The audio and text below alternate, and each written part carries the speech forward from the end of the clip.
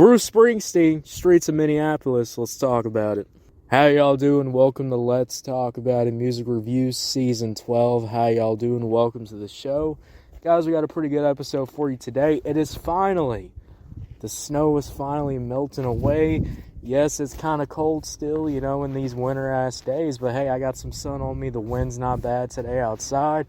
This is the first outside episode in I'm not gonna lie, it's been the last 4 or 5 episodes, it's all been in the snow. It's either been in the terrible conditions or I've had to go somewhere else to record. We're back at the usual spot and we have a pretty serious, ass song to talk about. Now, I won't lie to y'all, when I saw this song as #1 trending, I was like, wow, Bruce Springsteen, man, I really... you see shit like that trending and you're just like, Bruce Springsteen, when have I ever, considered doing an episode on Bruce Springsteen, but it's #1 on trending, this song right here, and this is about the sad, the sad reality of what's going on in the real world. I always come on this show, try to bring entertainment, stuff like that, but Ice is, does not like to keep things in reality. They like to play they like to play like they're some fictional villains, but they're actually, harming real lives and all that stuff. So it's really sad what's going on right now in the city of Minneapolis and stuff like that. And I'll be honest with you, seeing, I guess, federal agents, just...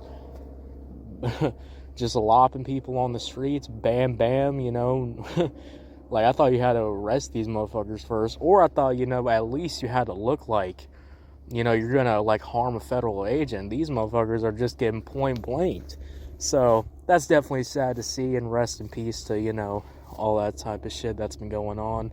Rest in peace to the people who have passed away. It's really sad what's happening. But let's talk about this damn song, Bruce Springsteen, City of Minneapolis. I thought I wasn't gonna like this song because usually when it's these kind of, more message-based songs, it's the quality of the song really goes down.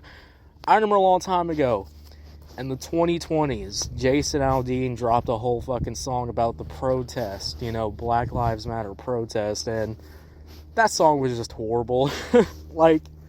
I don't even know, even if there was even a message to it. I guess the message was, hey, come to my porch, I'm going to take you out. That's the message of the song, especially if you're the color of non-white. But I'm just going to say this, usually with these type of songs, it's a really basic instrumental. It's got no layers to it, but I'm not going to lie. I like the instrumental here, because this sounds like some good old-ass country. A lot of, country kind of blues music these days is just kind of the same guitar loop, the same shit that sounds the same, in my opinion. This, though, I really enjoy all the different elements here. You hear that fiddle, hear that harmonica playing in this fucking shit. That guitar actually sounds pronounced, a little bit real to listen to, and it just drives the emotion of the track, because when you have real instrumentation, when you have real-ass instruments actually providing a message, a emotion to feel while you're listening to the song, that right there shows you why music can really touch people's hearts and really touch people's souls, because you can actually feel the fucking music. It's hard to feel a song when it's just, hey, the same-ass computer fucking generated fucking, instrumental loops that we've heard for years and years of covering new music. It's really cool, having some good old live instrumentation. I quite enjoy the instrumental. And I'd say, too, I really enjoy the hook. I think I like the background vocals with the hook. The hook really stands out. Really good message, too. I mean, the verses are a little long to get through. This is a pretty long-ass song. But I'd say they kind of work. They go really well together. My only thing about them is I wish there was maybe some vocal switch-ups. Maybe some flow switch-ups there, too. But hey, it's Bruce Springsteen. I guess I'm not expecting, modern, singing. But, it gets the job done. Sounds pretty fucking... Really nice quality verses. A really nice quality hook, and I really like those background vocals, too. I like how there's, a, call to action at the end. That's a really cool thing to have at the end of the song.